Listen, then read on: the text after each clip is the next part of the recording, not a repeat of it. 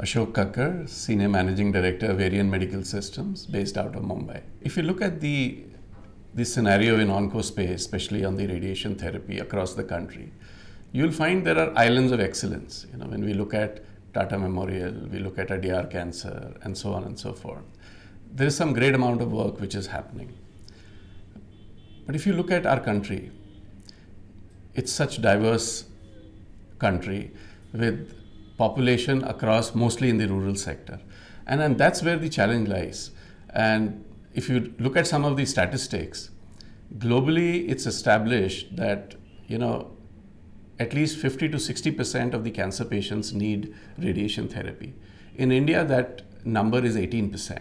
So there is a huge amount of lack of access when it comes to radiation therapy in India. In Varian Medical System, our vision and mission is, how do we build a world or help build a world without the fear of cancer?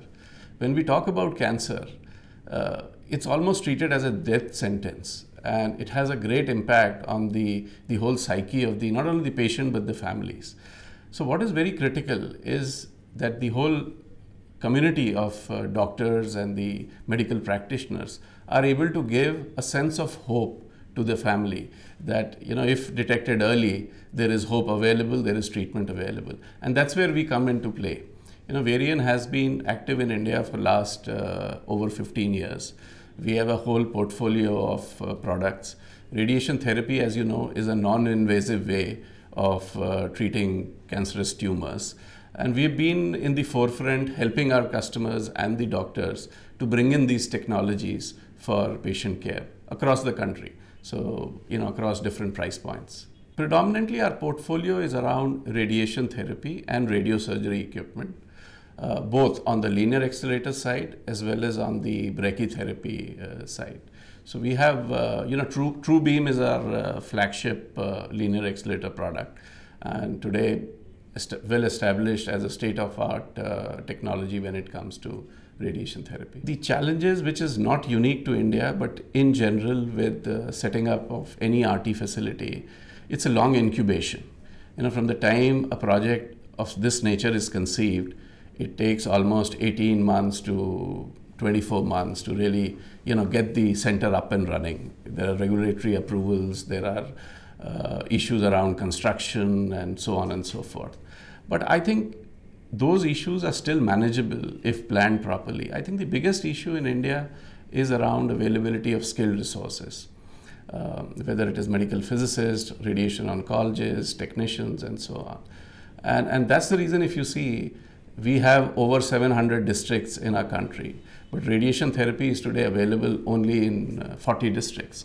So there is a great amount of skew and under-penetration. I think first and foremost, there needs to be a realization more at the government level and also in the general community that we need to have a roadmap. How do we go about tackling this disease called cancer, which is almost taking epidemic proportions? We don't have a roadmap. How will India, tackle this over the next 10 to 15 years? So that's the first step. The second piece is, given the large volumes and the overwhelming challenge around healthcare in general, it's very important that public and private sector work together. They complement each other, create solutions which are innovative, which can then provide inclusive cancer care and healthcare in the country.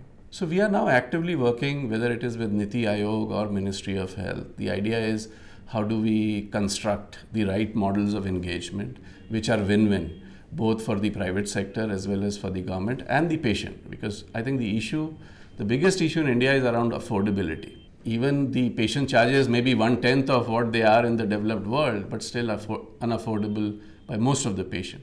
So we're working with the insurance companies, with these public sector departments to create those models of engagement which can then expand the access.